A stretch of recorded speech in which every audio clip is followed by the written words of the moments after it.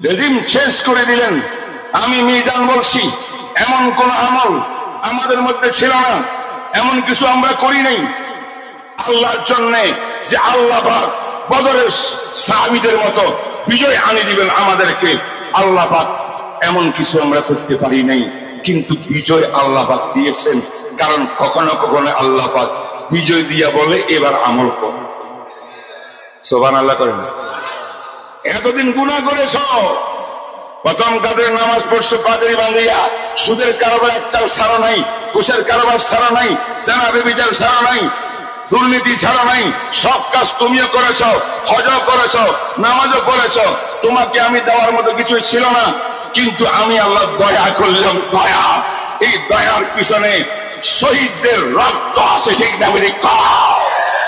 এই দয়ার পিছনে ছোট ছোট বাচ্চাদের চোখের পানি আছে, হাফেজ কোরআনদের চোখের পানি আছে, উলামায়ে কেরামের জেল জুলুম নির্যাতন সহ এই দেশের মুসলমানদের অসংখ্য নির্যাতন নিপীড়ন জালেম সরকার যা করেছে, সব মজলুমের চোখের পানি দেখিয়া আল্লাহ পাক বিজয় দিয়েছেন। এই বিজয় সবসময় আমরা পাবো না। বিজয় আনতে হলে আমাদের সচ্চা মুসলমান হইতে হবে, সচ্চা ইমানদার হইতে হবে, এহসান রুহানিয়ত ওয়ালা হইতে হবে।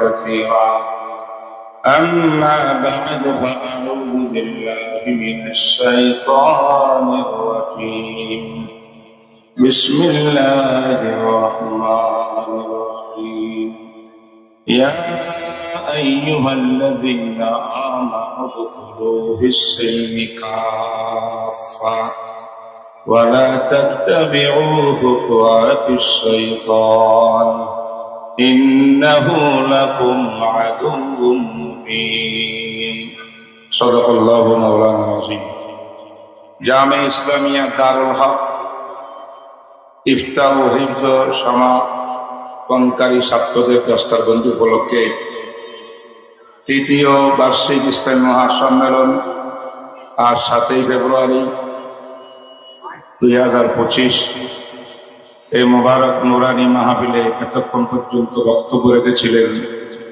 বাংলাদেশের খতিবে বাংলার নামে খ্যাত বন্ধুবর হযরত মাওলানা জুনায়েদ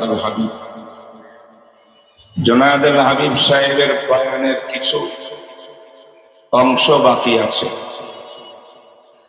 মূল বিষয়টি আল্লাহ তৌফিক দিলে আমি কোরআন হাদিসের আলোকে জিনিসটাকে একটা ক্লিয়ার করতে চাই। কি বলেন? শুনবেন? রাজি আছেন? দেশের বর্তমান